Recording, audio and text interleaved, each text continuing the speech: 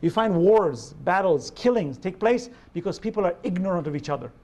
And I always give this example, and we must think about this carefully, because we need to be prudent as human beings on this earth, and especially as believers on this earth. You know, you and I could be sitting, and I've given this example recently. I spoke at University of Oklahoma, and you can see this, you know, the community is beautiful, wonderful people. I don't care if you're white, you're black, you're Christian, I don't care. It's a beautiful community that we live in. This world is a wonderful community. That's critical for us. Look at this example. Imagine we're sitting in New York City train, right?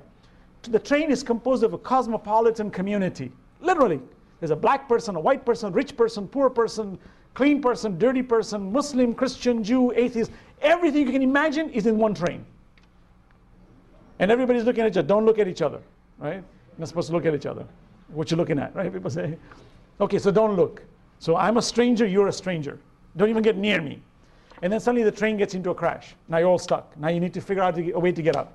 Suddenly, all these segregations fall apart. We become brothers. Let's, come on, you help me. Yeah, come on, you give me your hand. What happened? That's a black guy. That's a white guy. That's a Muslim. What's happened? Please, these are not important. We're human beings. We need to get out of this train right now. We're suffocating. Oh, really? You were able to give up your faith in God? And your skin color too? Remember the difference between black and whites? Huh? You're not supposed to touch them. No, stupid idea of humankind that we suddenly start to segregate because of various hues of colors, and your school of thought is slightly different from mine, so you know what? You're just my enemy.